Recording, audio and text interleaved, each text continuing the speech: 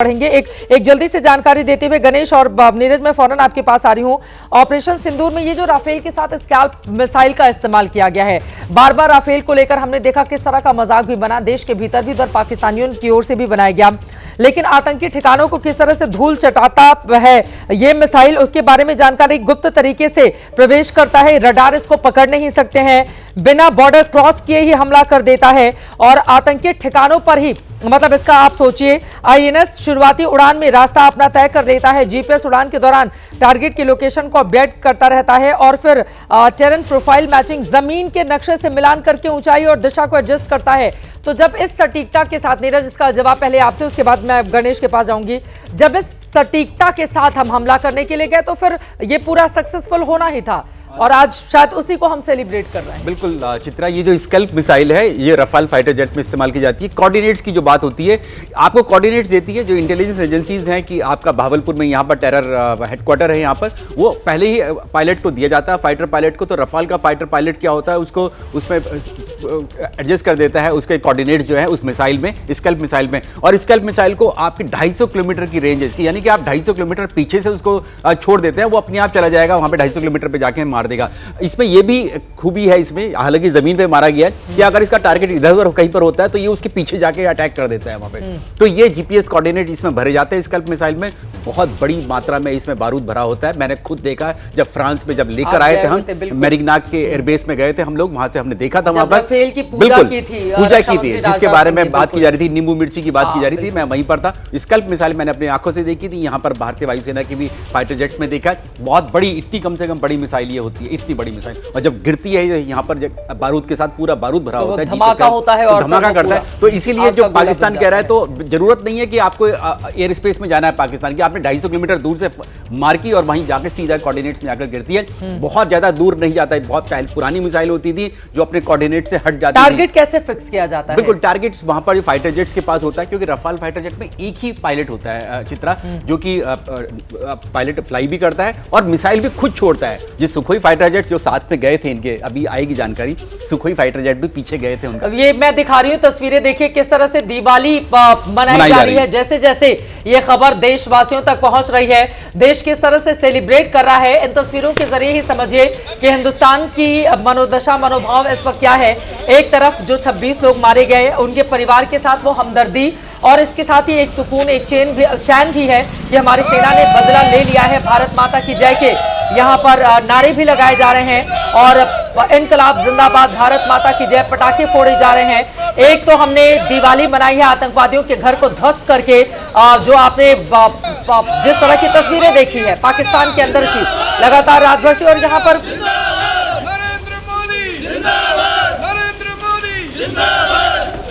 पुणे में जमकर आतिशबाजी की जा रही है। प्रधानमंत्री नरेंद्र मोदी जिंदाबाद, ये नारे वहां पर लगाए जा रहे हैं और यहाँ पर देखिए एक एक करके ये किस तरह से रॉकेट है आसमान में उड़ रहा है, और उसके बाद जो ध्वनि होती है वो ये बताती है कि हमने हमले का बदला ले लिया। मेघा, जो तस्वीरें हम दिखा रहे हैं अभी अपने स्क्रीन पे, वो 2-3 चीजें, ये तो हमारी सेलिब्रेशन हो रही है भारत के अंदर, ये उन तस्वीरों के बाद ये तस्वीरें आ रही है जितना जो हमने ओवरनाइट तस्वीरें दिखाई, 7 अलग अलग वीडियो जो हमने दिखाए, 9 अलग लोकेशन से पाकिस्तान के अंदर से, हर एक जगह जहां बड़ी बमबारी हुई है, जहां मिसाइल अटैक हुआ है, जहां टारगेटेड स्ट्राइक्स हुई हैं। जैसे भवालपुर में आप हम लोगों ने वो बाइट भी दिखाई, उस एक यंग नौजवान की रिएक्शन दिखाई जब वो ये कह रहा था कि मौलाना मसूद अजहर के लोकेशन पर, जो कि ओबियसली लोकल्स भी जानते हैं कि वो एक मॉस्क है, एक मस्जिद है,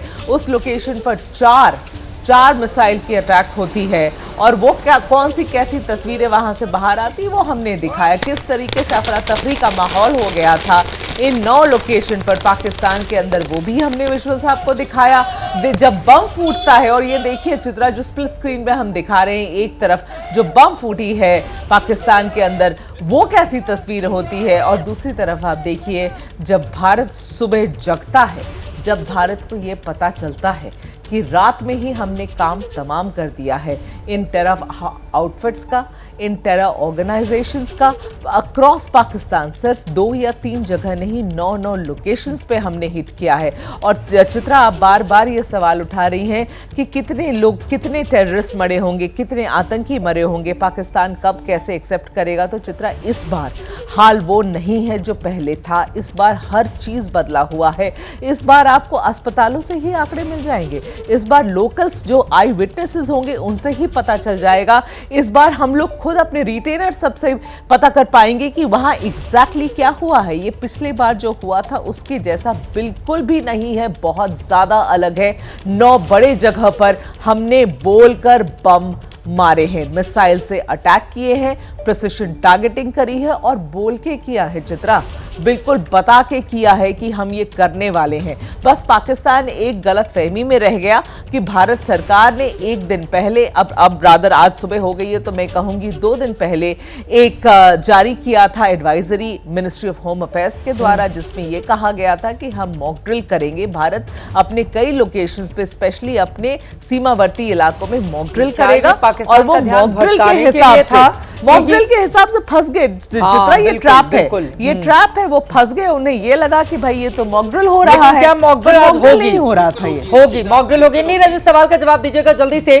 ऑपरेशन सिंदूर से कुछ देर पहले प्रधानमंत्री नरेंद्र मोदी एबीपी नेटवर्क के कार्यक्रम इंडिया एट 2047 समिट में मौजूद थे, जहां उन्होंने भारत के जवाबी हमले की तरफ साफ साफ इशारा दे दिया था और कहा कि अपने लक्ष्यों की प्राप्ति के लिए जरूरी है देश का हित सर्वोपरि हो और देश के सामर्थ्य पर भरोसा किया जाए। सुनिए।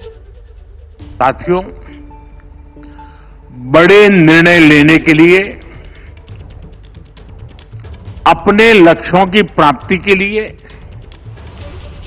जरूरी है कि देश का हित सर्वोपरि रखा जाए।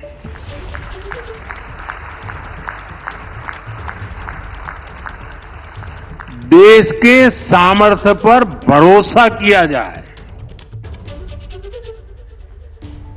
आपको बताते चले, प्रधानमंत्री नरेंद्र मोदी ने सिंधु जल संधि को लेकर भी बयान दिया। हालांकि उन्होंने नाम तो नहीं लिया, लेकिन इसके जरिए उन्होंने ये संकेत दे दिया कि पड़ोसी मुल्क अब पानी के लिए किस तरह से तरसने वाला है और जो पानी हमारी कृपा पर उसको जाता था वो अब हमारे देश के लोगों की ओर से इस्तेमाल किया जाएगा। एक बार फिर से सुनाते हैं प्रधानमंत्री ने कल एबीपी न्यूज के हमारे कार्यक्रम में किस तरह से इस ऑपरेशन सिंदूर के ठीक पहले यह साफ संकेत कर दिया था कि आगे का उनका एजेंडा क्या रहने वाला है। साथियों, बड़े निर्णय लेने के लिए, अपने लक्ष्यों की प्राप्ति के लिए जरूरी है कि देश का हित सर्वोपरि रखा जाए।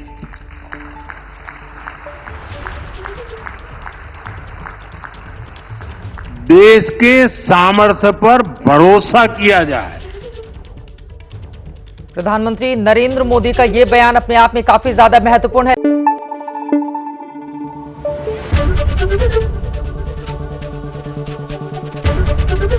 एबीपी न्यूज आपको रखे आगे।